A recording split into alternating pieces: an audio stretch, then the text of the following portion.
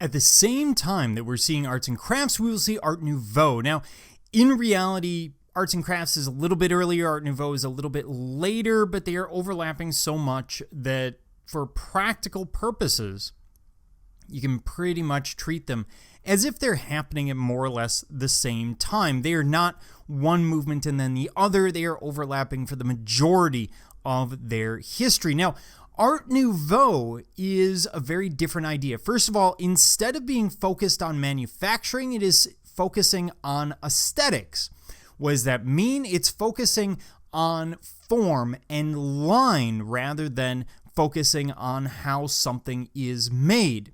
So we tend to see pieces with intricate linear designs, flowing curves, often based on nature, which of course arts and crafts is also often based on nature. But we will see pieces that are Art Nouveau that are manufactured in an arts and crafts technique, whereas you don't see as much going the other way. We don't see as much arts and crafts borrowing from Art Nouveau. It's usually Art Nouveau borrowing from arts and crafts. So the sort of pieces that you would see, of course, the posters and the graphic design is really common amongst the Art Nouveau, but we see it applied to furniture as well. The use of these incredible curved designs, just sort of working through the space, creating something that is beautiful, something that is frequently asymmetrical, frequently something that looks organic and looks natural, as if it happened to, we trained a tree to grow in this form, which is part of what makes Art Nouveau very unique. It also tends to have a lot of floral and nature motifs tied into it, as we're going to see. Now, of course, the influence of Japan is going to be very, very powerful at this time as well. Of course, we know that those Japanese ukiyo-e woodblock prints are coming over and influencing artists of the period like Mary Cassatt or Edgar Degas. But we also see it in furniture as well, tying in some of those what they see as Japanese ideas. Now, these are not strict Japanese ideas coming over and being used in exactly the same way. They're taking motifs and they're applying them to their European model, creating a hybrid. So you're going to see European elements and Japanese elements on the same piece. We will see the use of a lot of Flora and Fauna in their design, looking at animals, looking at plants. They're always looking outside of themselves for inspiration, and they're borrowing those forms. Now, humans have done this forever. The difference is in Art Nouveau, it tends to be a lot more stylized than what we would see, for example, in arts and crafts. But even that isn't a hard rule, because we do see some stylized forms in arts and crafts. We do see some very naturalistic forms in Art Nouveau. In terms of architecture, of course, Art Nouveau brings in that very curvilinear, natural form. These buildings usually stand out, just like this one in Spain. And Spain is where Art Nouveau architecture really takes off. Spain, as well as in Belgium and the Low Countries, we don't see as much Art Nouveau architecture, at least not in this form, in the US, although we will see some of it. Now, there are a couple of other schools that are going on at the same time. These are offshoots of Art Nouveau. For example, the Glasgow School, which ties together ideas of the medieval world, Celtic knotwork in the Celtic world, along with this idea of looking at really new Art Nouveau ideas. So they're both moving away from historical precedent, but also looking at specific historical precedents to draw them into their form and their design. One of the examples would be the Mackintosh Chair, which is this very high back, straight back chair. It's very similar to what we'll see from Frank Lloyd Wright later on. And frequently it has some kind of organic form tied into the very rectilinear form of the chair. So, for example, a circle, a crescent, as we see here, the slight curve of the apron, or the base of the chair back, whereas the rest of it is very rectilinear. They're bringing these ideas together, creating something new. Now, we don't just see a different movement in Scotland. We will also see in Austria what's called the succession style or secession style.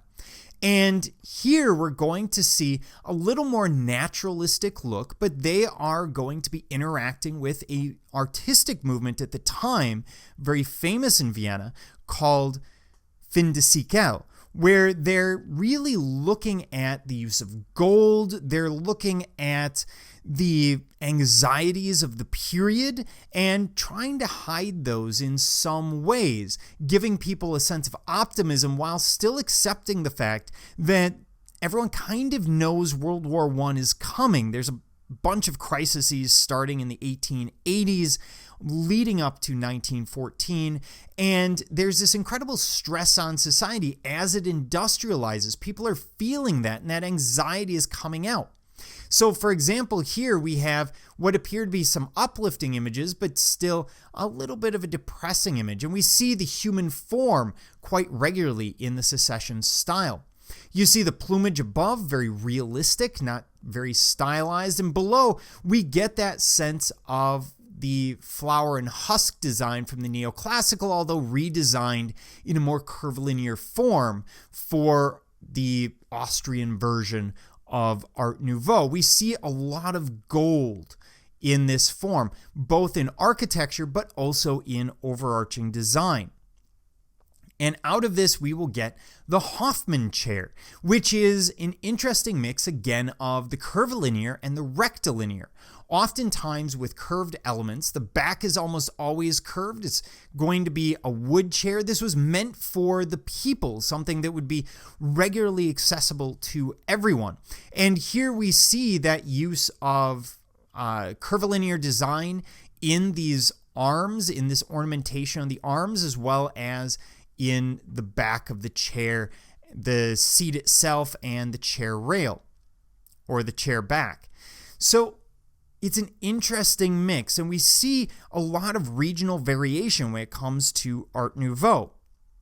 Now, I'm giving you these two ideas, and I want to break them up a little bit. I want to give you a solid visual here. So we're comparing arts and crafts and Art Nouveau. And I'm going to muddy this, so don't worry about it. It looks clean now. Now, arts and crafts is primarily dealing with manufacturing.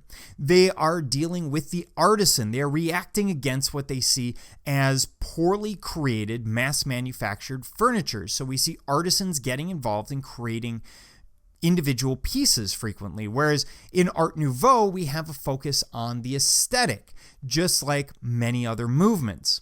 So they're trying to create something beautiful, whereas arts and crafts is trying to focus on how something is made. Arts and crafts tends to be more rectilinear.